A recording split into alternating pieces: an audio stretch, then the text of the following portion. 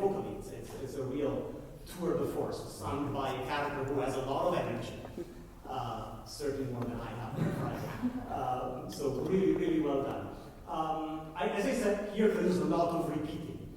It is a comic opera, and so some of the mechanical aspect of these repeats adds to the fun, of course. You know, this relentless rhythmic drive certainly gives you. It's like a business card, right? You have this character taken to the stage. It's the first time we see him, and we have a good sense that again he has a lot of energy and he's quite full of himself. How many of you knew this piece? How many of you have heard this piece before? Okay, a few hands are going up. Was anyone surprised that when Oliver sang the very beginning, he sang la la la la la la instead of going up to the high notes? Some people are nodding. You were surprised because actually Rossini didn't write that high note. It's an option. It's certainly a possibility, and there is tradition. There are singers, mostly from the first half of the 20th century, when the fashion of verismo made singers and audiences alike fall in love with high notes. Basically, the more you have, the better. And I have nothing against that high note, but when we looked at this aria with Oliver before performing it today, I said, well, you know, this thing happens repeatedly. Why don't we try and make it different? I feel that in this case, if we resort to tradition, which is to add a high note at the very beginning, we are basically putting ourselves into a little bit of a dead end.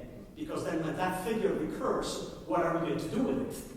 So that's why I suggested I take full responsibility for it. It's not that Oliver doesn't have the high G, because he did sing it when the passage recurs, and he even added one at the very end of the piece.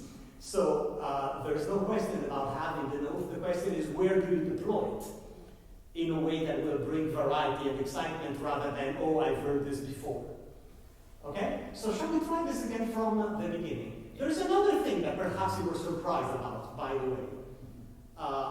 Actually, I think that Oliver hates me a little bit because I told him not to do it.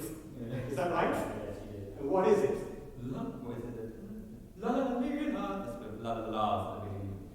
There is this fairly long orchestral introduction with the big chorus at the beginning and then.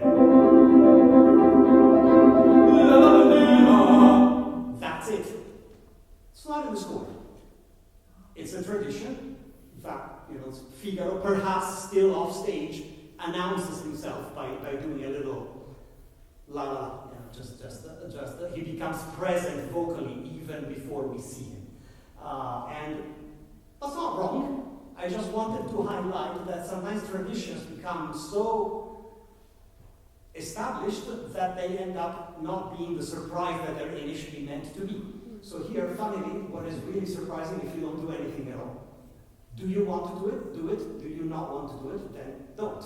But it should be a choice, and I think that perhaps you could come up with even something different to do. I don't know what, but shall we try? Okay? I'll just take it from a few bars before.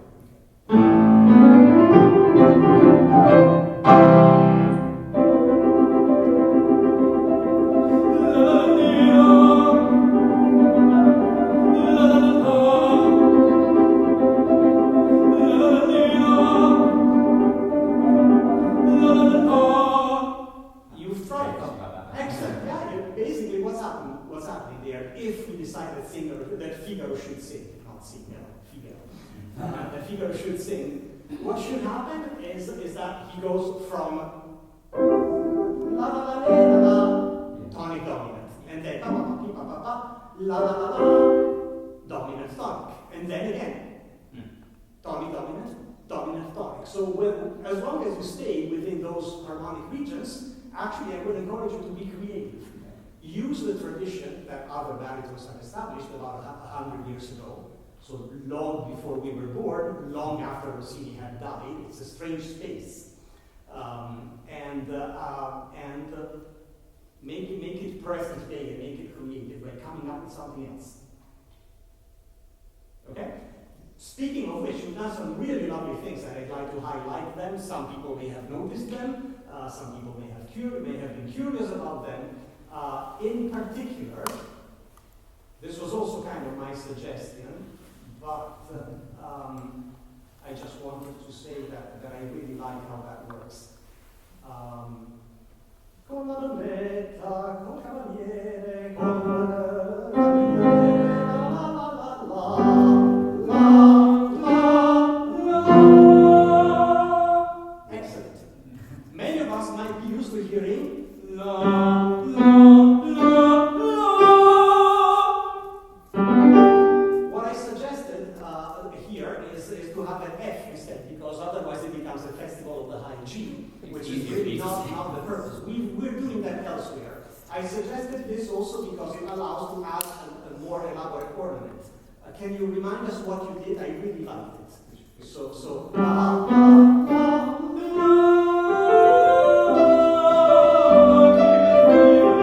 it is a way, if you have an F, then you go down to E, and then you go to D, and it becomes one phrase, so that the return of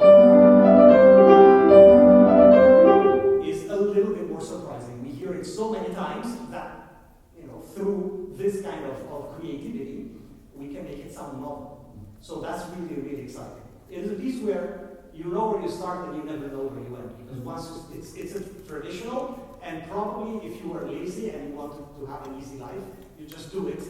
Listen to your favorite recording, try to imitate that, and you get good applause anyway. But it can be so much more exciting if it becomes Oliver's Largo al factotum, and no one else does it like you do. Which is really the purpose of Belcanto music. No one else should do an aria the same way you do it.